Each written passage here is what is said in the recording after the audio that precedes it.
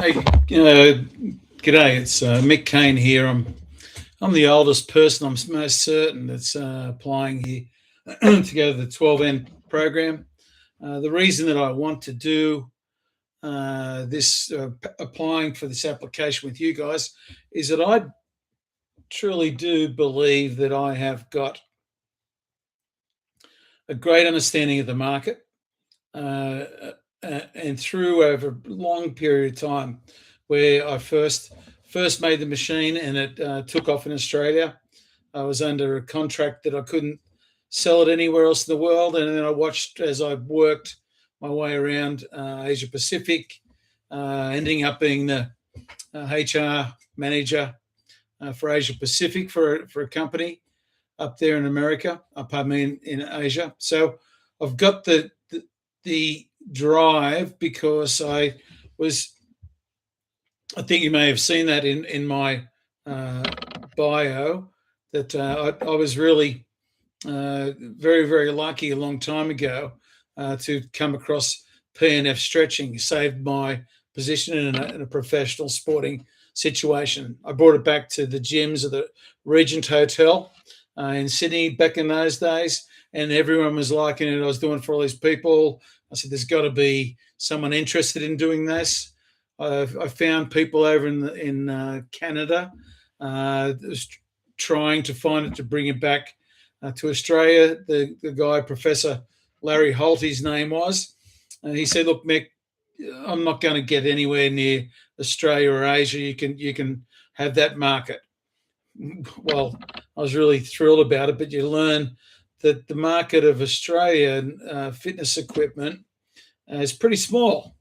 We back still like it's watching the movies, especially in fitness equipment. You have to wait 2 or 3 years before the main film comes again. So, understanding that, looking around, was working over in Asia Pacific, always following it. And I came back. I had a bit of a healthcare scare. I've sold a few machines just on the internet, but I really do believe that there is a great business case set for where it is now.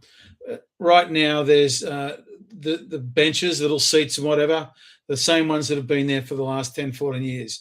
Cages, been up there again for the same 14 years. There's been a lot of innovation in the technical side of sports, measuring, angular forces and all this. Maybe just mainly to stop or starting with it with when hamstring injuries and that sort of thing came along. So what I'm seeing now is there's the demand in America. I was over in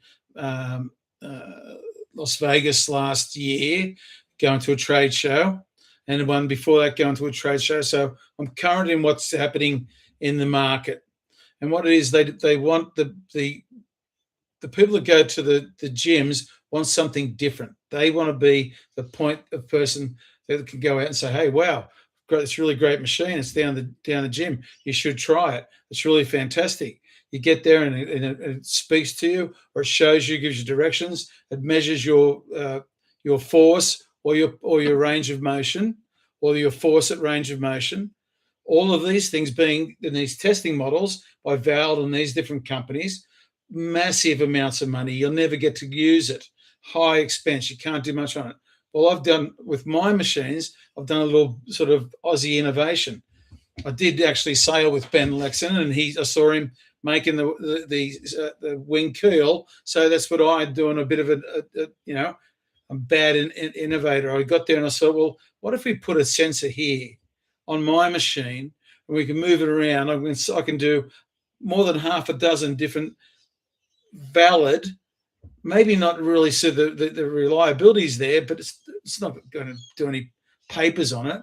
People can sit on it, use it, get on it, and actually when people use the machine, and this is the whole thing that really got me. I was saved in my spot in America's Cup, saved because I was on. I had a bad back and I needed someone to help me do stretching on the P&F stretching. So all my rogue yachtsmen, no, we're not going to help you. So I was going around, you do it in the door hinges and all this kind of stuff. Forget it. Anyway, so all of a sudden I've designed this machine, simple, but it's adaptable.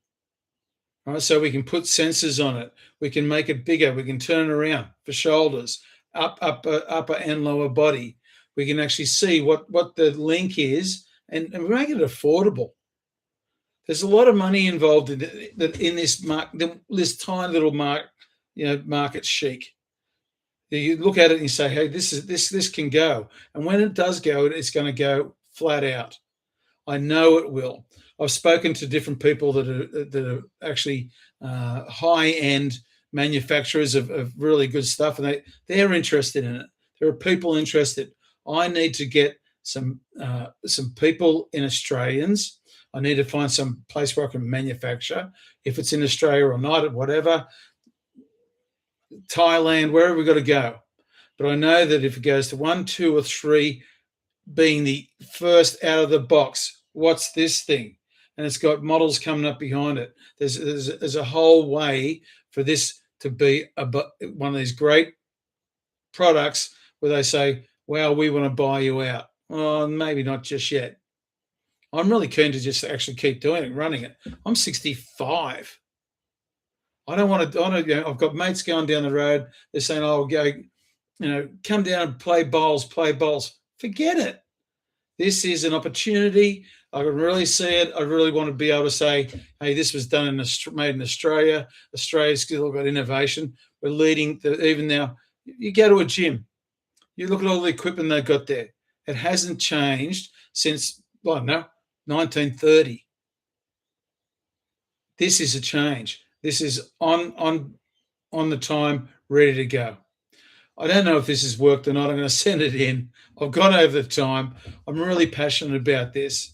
I really believe that I have got, and I'd love to get the help and build a team, do it from Australia, get out there and show these, mad Americans or these people that are in Europe. I've got connections around the place that we can use. I've got to say, I've put all the money that I've got, I can put in. So I've got to need to raise some money, need to raise some people, get some manufacturing done up, a little bit of, so that we don't have to pay high money for parts, and then away we go. Thanks very much.